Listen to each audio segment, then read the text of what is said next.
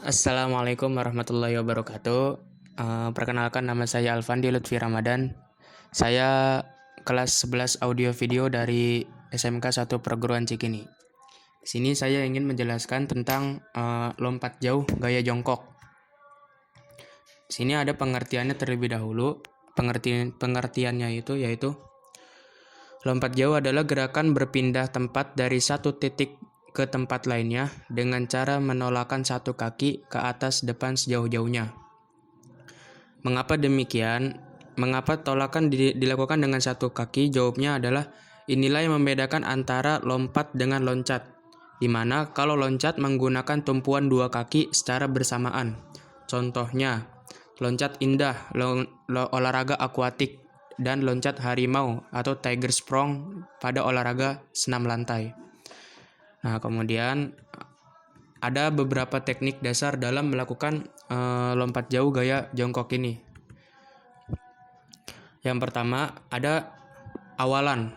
Lompat jauh diawali dengan gerakan lari secepat-cepatnya pada lintasan awalan lompat dengan jarak antara 35 sampai 45 meter. Lari awalan dilakukan dengan kecepatan tinggi sampai pada balok atau papan tumpuan tanpa merubah langkah kaki. Gerakan awalan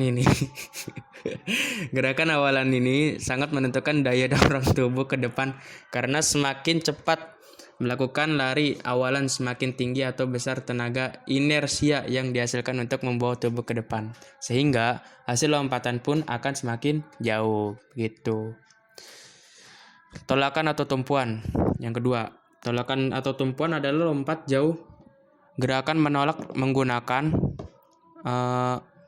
tolakan atau tumpuan dalam lompat jauh adalah gerakan menolak menggunakan satu kaki ke arah atas depan.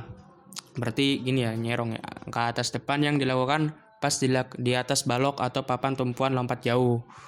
Karena dilakukan dengan satu kaki. Kenapa dilakukan dengan satu kaki? Jawabannya inilah yang membedakan antara lompat dengan loncat, yang seperti tadi sudah dijelaskan. Kemudian ada melayang di udara. Gerakan saat melayang di udara ada lompat jauh. Pada lompat jauh gaya jongkok dimulai setelah melakukan tolakan, maka segera menekuk kedua kaki secara bersamaan.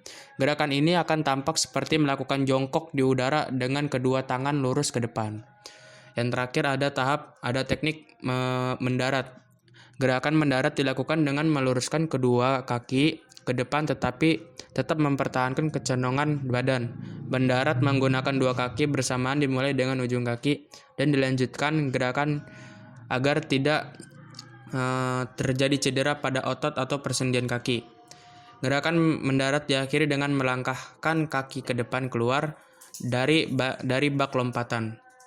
Nah, kemudian ada beberapa kesalahan-kesalahan yang sering terjadi ketika melakukan lompat jauh gaya jongkok ini. Nah, kesalahan yang sering terjadi itu, yang pertama, langkahnya tidak tetap. Kemudian yang kedua itu kurangnya tidak maksimalnya dalam melakukan tahap awalan atau ancang-ancang. Kemudian terlalu bersemangat pada langkah-langkah terakhir.